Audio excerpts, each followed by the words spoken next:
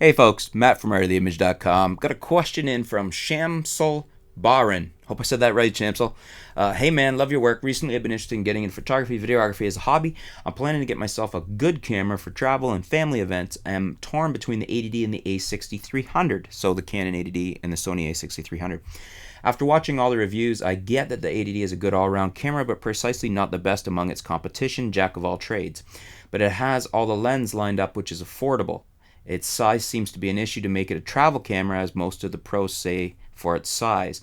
The a6300 is smaller for travel, but the lens options is not much. It seems everyone is saying it has overheating issues in 4K mode video, which I hope is the only mode it has overheating issues on. I think that's all I've heard it overheats on.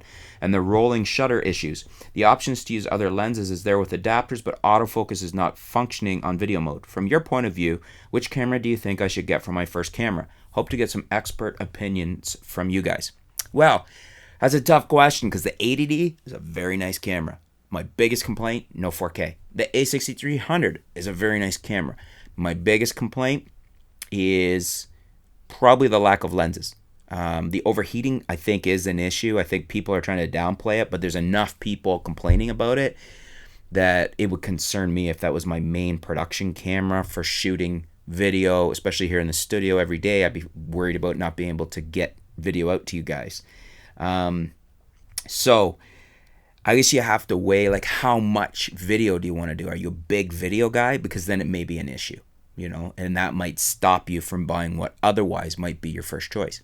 For me, lack of good value autofocus lenses. Nikon and Canon have much better selection of lenses at a better price and good value lenses than Sony does, and that's what stops me as well.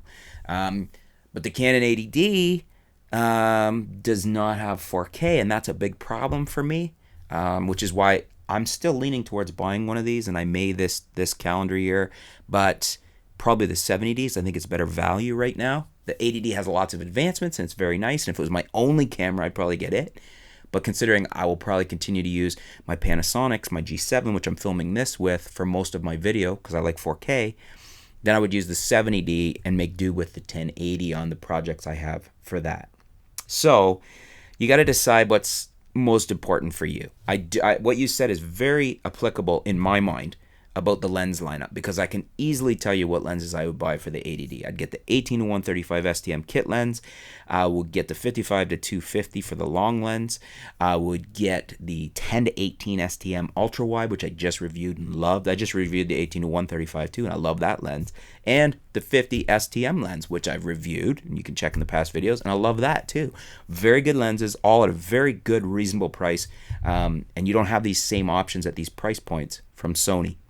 So I guess I'm kind of leaning towards telling you to go with the 80D, unless, if you need 4K, then I would probably look at the Panasonic G7 and some lenses.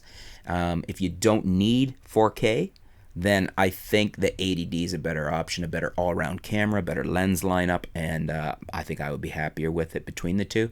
The a6300 I was very excited about. I think it's a very nice camera. The overheating bothers me, and the lens lineup's always been an issue with Sony for me. Yes, you can use adapters, but I like to use autofocus. In video, I do use a lot of manual focus, but for the rest of the time, I like to use my autofocus. So what do you guys think? Do you agree with me? Which way would you go? Sony a6300, Canon 80D? Leave in the comments below. Let us know your choice and why. Let's help out Shamsul. Thanks for your questions, Shamsul. We'll be back soon here at artoftheimage.com.